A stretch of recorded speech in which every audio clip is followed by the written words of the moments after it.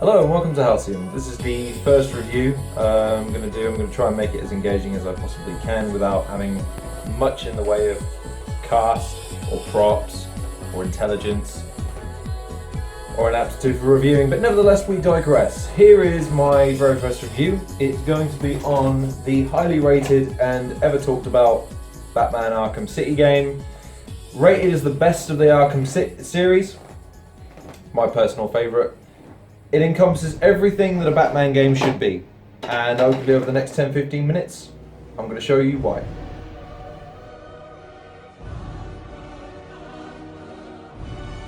To start off with, the most prominent thing about the game you'll notice straight away is the combat mechanics, both in stealth and in combat situations. It's really fast paced, really hard hitting. The graphics really help sell the movement of Batman, transitioning from one opponent to the next, moving, flowing, punching, kicking. Grapple moves are in this game. You can combo into a move which will disable an opponent in an instant, as opposed to going through the normal combo set where you'll knock a guy down, he'll be dazed, you can then choose to knock him out, move on to a next opponent, or go in for the kill. Not literally though, this is Batman. That is probably the big thing about this, is some of the moves are so brutal you'll think you're killing people, but you're not. They're just really intense, brutal, hard hitting, quick paced. And the thing with the game is, the harder the difficulty goes, the more brutal it gets. So if you want to be successful in the game, you need to learn how to master the combos, you need to master getting missing and not getting hit.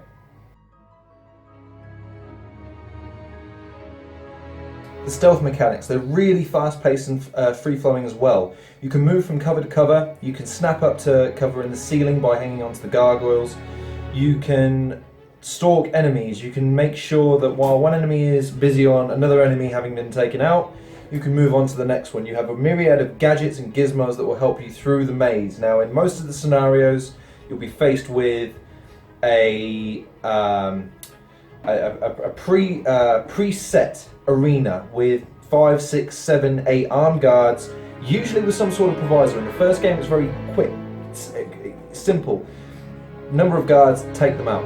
In this game it tries to flip the script a little bit by placing certain obstacles in your way, like guards that can't be seen by your bat vision. You have guards that will take more hits in order to disable. You have depth charges on the gargoyles and the ceiling, meaning you can't use them on a second occasion.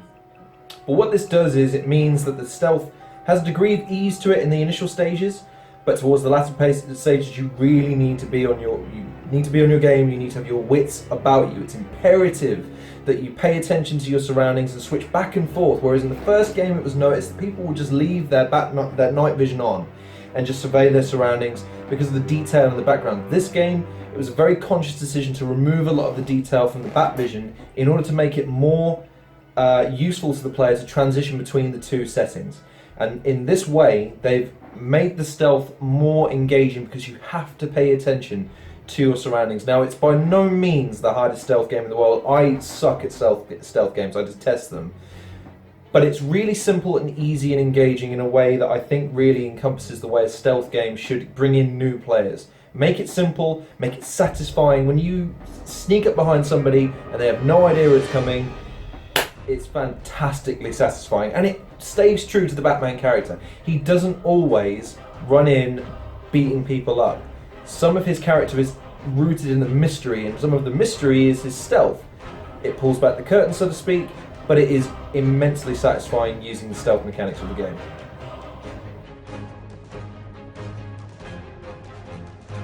The gadgets in the game are some of the most diverse in any game that I've ever played. You've got your standard batarangs that you control on a whim just by pressing and flicking the right trigger. The left trigger is your grappling hook, which again can be used to pull in enemies for a quick hit. You've got a number of interesting gadgets for the game, like cryogenic grenades, which can again be used in combat for stunning purposes, or in the boss battle, which I'll touch on a little bit later on.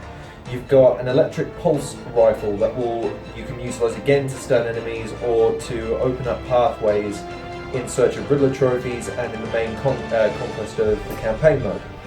You've also got something that should have been utilised in the first game when you think about how simple it is, but was only introduced in the second game, the smoke pellet.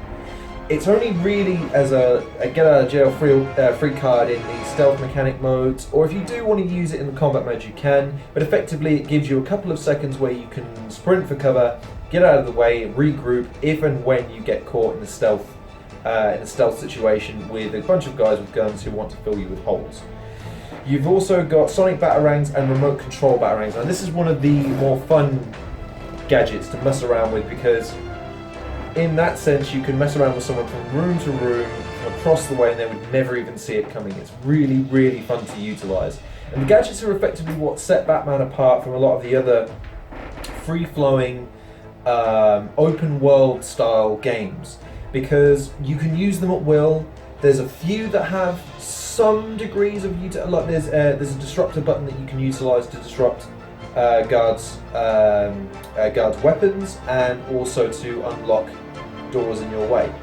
But they're so easy to utilise on a whim, and they can be used in multiple situations. Like I said, most of the gadgets can be used both in combat and in stealth and in exploration.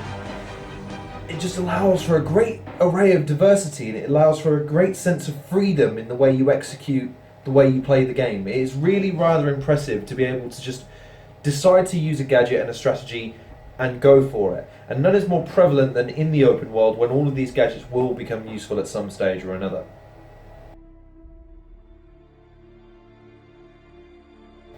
The exploration of the world is really easy to access. There's only one section of the map that isn't accessible throughout the entirety of the game, and becomes more a focal point of the story rather than the actual exploration and traversing the world in general. But it's so easy again to access the world. You spend most of your time on the rooftops, yet it doesn't ever feel like you're missing out on any of the action down below. A lot of the goons that are placed in the world for you to mess up are just there. You can usually hear the radio conversations going on in the background, especially if you tap your bat vision. As you glide through the world using the cape, which acts as a paraglider and a parachute, you will often notice distinct changes in the environments that denote the fact that you've moved from environment to environment. So Joker's Funland, for instance, is going to be distinctly different from the Gotham Police Department's headquarters, which is the base for Mr. Freeze later on in the game. And there's so much depth of detail in the world. It's gritty, it's dark, but it's detailed, and it has this Art Deco feel to the place. It's such an immersive experience, especially considering at the time when it was released around Christmas time here in the UK a few years ago. The snow really made it feel climactic. It made it feel like you were really living a rendition of a Batman movie or cartoon, which, being a massive fan of Batman as a kid, was just the most immense experience ever. While you're out in the world, you'll usually come across, like I say, the standard goons. You'll have political refugees that you can rescue, which are relatively simple affairs. Sneak up behind the guy, take him out, or you can fight him if that's what you want to do. There will usually be groups of guys scattered around, so if you ever need any experience points, you can usually fight them for some very quick XP. There's Joker balloons, Joker teeth from the first game that you can utilise again for rewards, achievements, things of that nature. And you also have the Riddler trophies returned from the first game. Now, I have to admit, I never collected even half of the Riddler trophies from the first game. It bored me to tears trying to find them, because I am neither intelligent nor a good puzzle solver. However, they do serve as a nice little carrot as and when you do find them. Yay, I found me a Riddler trophy.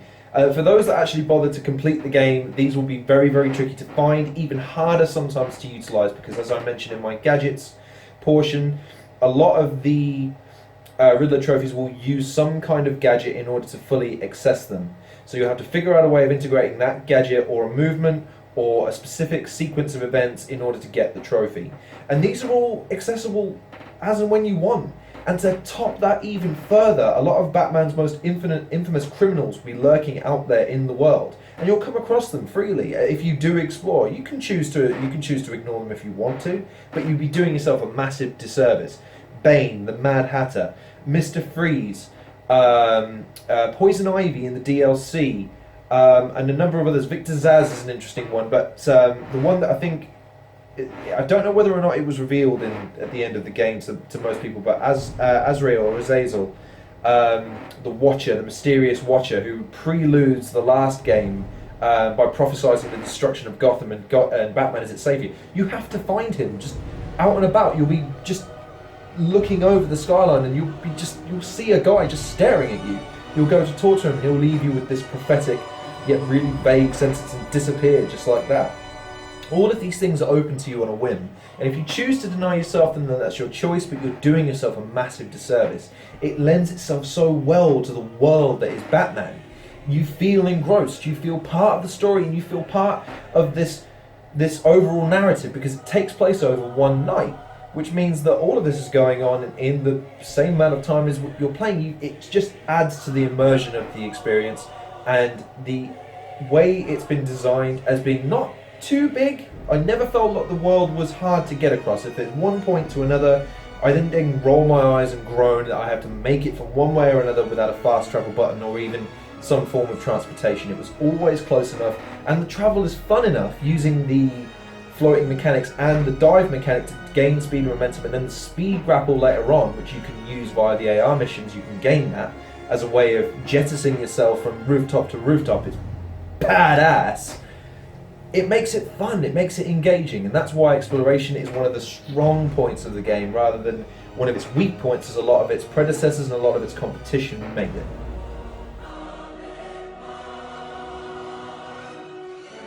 The boss fights in the game are some of the best I've ever played. They're really original, really sharp, really action-packed, thematic, cinematic moments that really put a lot of skills that you pick up along the way to the test, along with making you rethink your strategies, because a lot of the times that you'll go against these guys, you'll throw your normal attacks at them and it won't work. But it does it in a way that once you crack it, they're really not that hard. The exception to the rule is the Mr. Freeze boss fight, which everyone always raves about for its diversity. But even that in its own way is relatively simple if you master the stealth mechanics that have been taught to you throughout the entirety of the game. But it cannot be denied how they again encapsulate the Batman mythos in a game. You feel like part of these moments, even though you're watching characters play these out on the screen.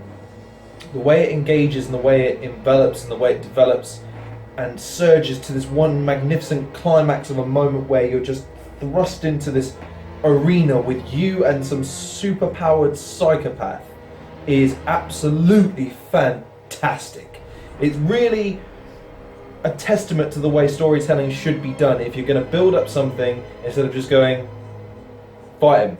If you win, you get to see what happens next. Yay you. It's something I'd like to see more of in gaming. A lot of times you'll see the consistency level, or you'll see a boss thrown in for the sake of throwing in a boss.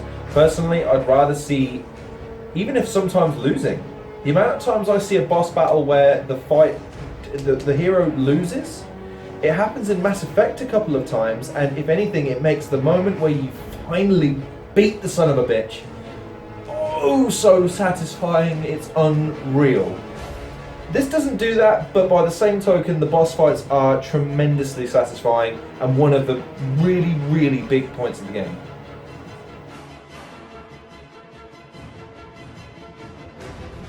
And finally, we have to talk about the story. I could gush about this story for days, but I will sum it up in one word: chemistry. The chemistry that Mark Hamill has as the Joker with Kevin Conroy's Batman from the animated series carried on, and from my favourite Batman movie of all time, Mask of the Phantasm. I know, weird to say Batman movie cartoon rather than the films that came after, but it's still my favourite movie, Batman movie of all time. You can't not be engrossed. You're actually rooting for the Joker to win because it means you get to see more of him on screen. And the thing is, unlike most villain and hero archetypes where you root for one or the other, it's the chemistry between the two that makes it so engrossing. You want to just see more of them. You don't want to see one beat the other. If one beats the other, you want to see the other one come back, and vice versa. It's a very, very complex dynamic that's only bettered in the execution of each character. Kevin Conroy's Batman has always been stoic with a slight edge of humour. and has a really great depth of understanding about the Bruce Wayne character. And in Mask of the Phantasm, as I said, brings an edge to the character that since no one has really done. Not even Christian Bale's rendition, which got plaudits, doesn't really delve into the psyche of Batman all that well. This game does that.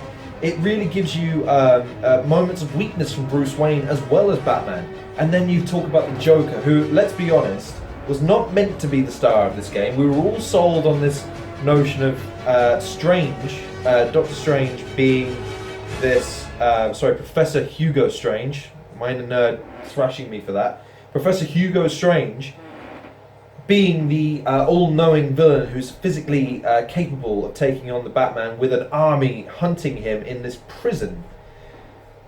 No, Joker comes and steals the fucking show in a big way, but you don't mind. It's not one of those things where you roll your eyes and say, oh, they're just doing it again. Again, I bring it back to my original point. You want to see more of them on screen.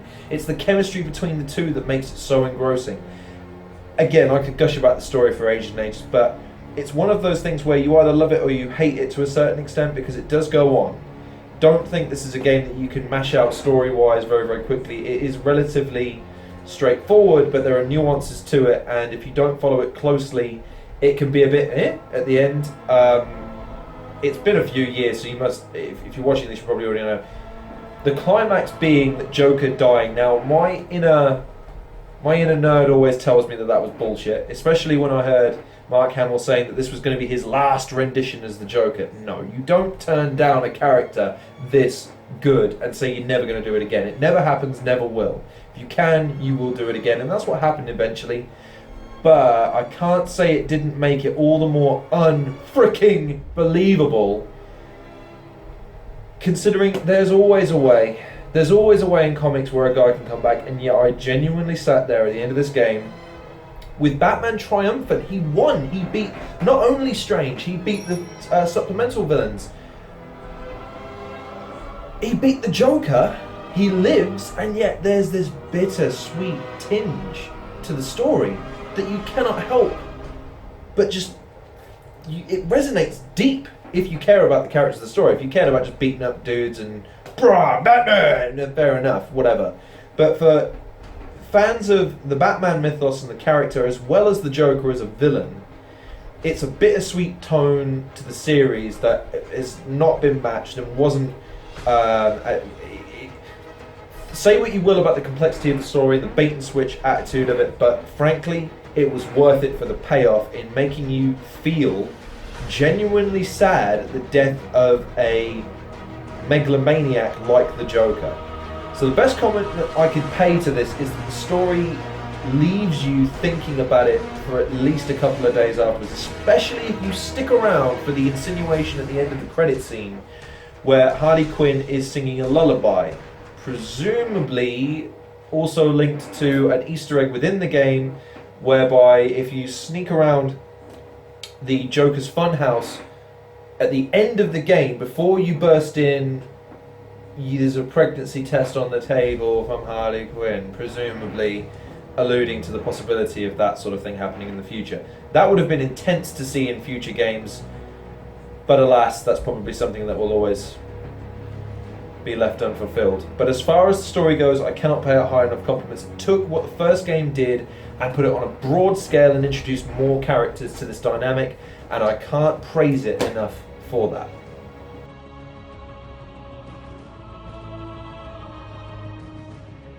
So to sum up, this game is everything I ever wanted from a Batman game. The only criticisms I have are that the combat mechanics are ripped straight from the first game in effect, but they are done in a very good way. So, assuming you have a short attention span like me and don't mind a bit of repetitiveness, that won't grain on you in the slightest. But if you're the sort of person that played Assassin's Creed and thought, wow, this is fucking repetitive as hell, you might want to give this one a miss just for the short term at least, until you really have nothing else to play. The pros outweigh the cons. This is a magnificent example of storytelling. The graphics are decent for the time.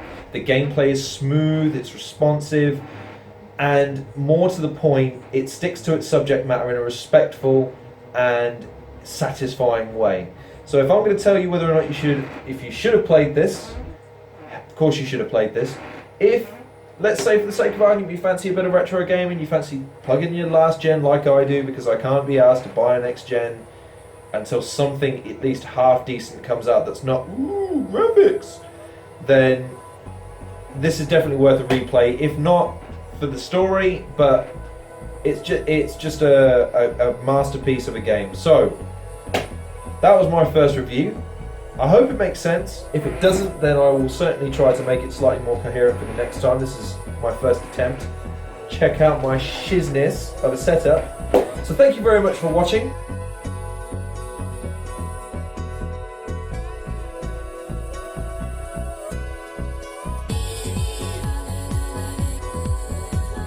Thank you so much for watching. I hope you enjoyed it. It's my first review, so hopefully things will get tighter and sharper as we go. Hopefully, as promised, next week I've got a podcast review with a couple of buddies of mine, which we're going to get into some depth about the Arsenal season that's up ahead. Got another podcast coming this week as well, so hopefully that'll be enjoyable for you guys. Any tips, hints, comments, suggestions, anything you like, send them my way. This is going to be a weekly or a bi-weekly thing, hopefully, and they'll get tighter and sharper. The next review is going to be coming up real soon, preview here, and in the meantime, take care, and I'll see you next time.